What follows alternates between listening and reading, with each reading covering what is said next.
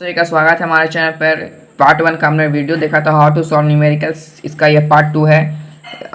Part 1 में हमने discuss कर लिया था सारे चीज़ को, लेकिन एक बंदे ने कमेंट किया कि भाई ये बता दो कि ये तीनों इक्वेशन ऑफ मोशन, जो 3 इक्वेशन होते हैं मोशन के, उसको हम लोग कहाँ यूज़ करते हैं। तो भाई सब्सक्राइबर की बात थी तो कर दिया मैंने। अब भाई सब्सक्राइबर कमेंट करेगा नहीं कहेंगे, ये तो मेरा फर्जी है। चलिए स्टार्ट करते हैं। 3 इक्वेशन ऑफ मोशन है। अब इन सभी को कहाँ यूज़ करेंगे देखिए। एक तो पहला हमने देख लिया था, पहला हमारा होता है v is equal to u plus a t. एक होता है s is equal to u t plus 1/2 a t square.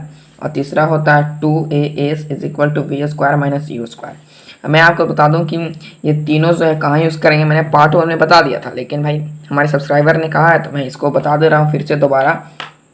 देखिए आप देखिए कि इन तीनों जो है इक्वेशन को मिलाइए तो आपको इसमें से जो है 5 वेरिएबल निकलेंगे। देखिए यहाँ पर लिख देता हूँ u t s a v। मैंने इन पाँचों का मतलब पिछले वीडियो में मैंने बता दिया। हाँ दोस्तों, अब देखिए यहाँ पर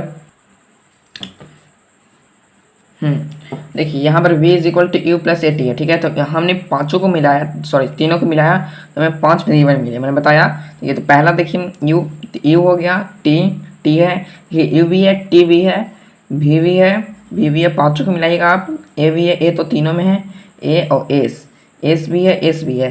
हाँ लेकिन इसमें एस नहीं है, इसमें वी नहीं है, इसमें टी नहीं है।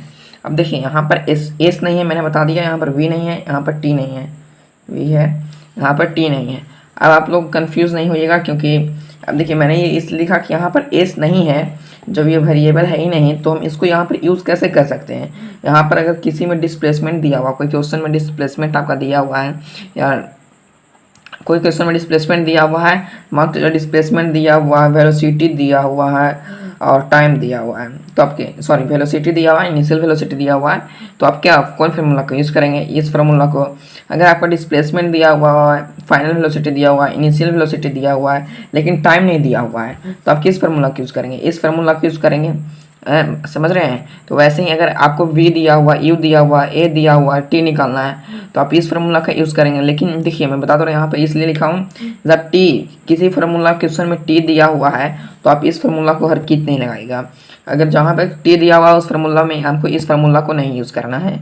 जहाँ पर v दिया हुआ है इसमें हमको इस इक्वेशन को नहीं यूज़ करना है। जहाँ पे s दिया हुआ है उसमें हमको इस इक्वेशन को नहीं यूज़ करना है। हाँ, अब जहाँ पर एस नहीं दिया हुआ यहाँ पर उस इक्वेशन को, इस इक्वेशन को यूज़ कर सकते हैं। जहाँ पर वी नहीं दिया हुआ इस इक्वेशन को यूज़ कर सकते हैं, टी नहीं दिया हुआ इस इक्वेशन को यूज़ कर सकते हैं। मैंने पिछले बार बता दिया था कि जहाँ पर मैंने ये बताया था आप लोग को, याद करिएगा कि इन सभी में से आपको 3 जो है 3 वेरिएबल आपको पहले से दिए रहे हैं। मतलब 3 वेरिएबल मतलब मेरा का नाम है कि 3 इक्वेशन ऑफ मोशन में से 3 चीज़ दिया रहेगा। आपको अगर एक्सेलरेशन निकालना है तो आपको क्या क्या दिया रहेगा, v दिया हुआ रहेगा, u दिया रहेगा, या तो t दिया हुआ रहेगा। 3 चीज़ दिया हुआ रहेगा, या तो s दिया हुआ, या तो u दिया हुआ, या तो t दिया हुआ, या तो a दिया हो, a नहीं, a तो निकालना है, s दिया हुआ, v दिया हुआ, u दिया हुआ। आप अपने अकॉर्डिंग यहाँ पर पुट कर लीजिएगा। जहाँ पे t दिया है, t दिया हुआ ही नहीं है, एक्सेलरेशन निकालने के लिए बोल रहा था, आप क्या लगाएंगे, ये लगाएंगे। अब जहाँ पे t दिया हुआ ही नहीं है तो अब ये दोनों में t दिया हुआ तो क्या आप ये दोनों लगाएंगे, नहीं t दिया हुआ नहीं तो ये लगाएंगे आप। तो आप इसको समझिए, ये काफ़ी इजी है। अब देखिए क्वेश्चन तो आपको ऐसा मिलेगा नहीं इतना इजी कि आपको बताएगा कि यू दिया हुआ, ए दिया है, टी दिया हुआ तो वी निकालो, तो पहला निकाल दिए, पहला इक्वेशन लगा के निकालिए। क्वेश्चन आपको दिया हुआ रहेगा, मान के चलिए क्वेश्चन दिया हुआ इस प्रकार का मैं बता रहा हूँ। हाँ दोस्तों, मैं आपको क्वेश्चन का जरा दिखा देता हूँ। मान चलिए आपको यहाँ पे फाइंड टी करने के लिए बोल रहा है, ठीक है। अब क्या फाइंड करने के लिए बोल रहा है, टी। तो आप देखिए कि इन तीनों में से कौन सा लगेगा।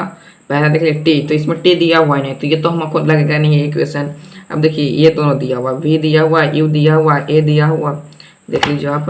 ओह हाँ, देख लीजिए अब ये दोनों में टी दिया हुआ था, या तो ये लगेगा तो ये लगेगा। अब देखिए यहाँ पर क्वेश्चन क्या, ये क्वेश्चन में हमारा दिया हुआ है वी, यू दिया हुआ, ए दिया हुआ है, एस निकालना। तो मेरे हिसाब से इसमें आपका लगाइए सेकंड इक्वेशन।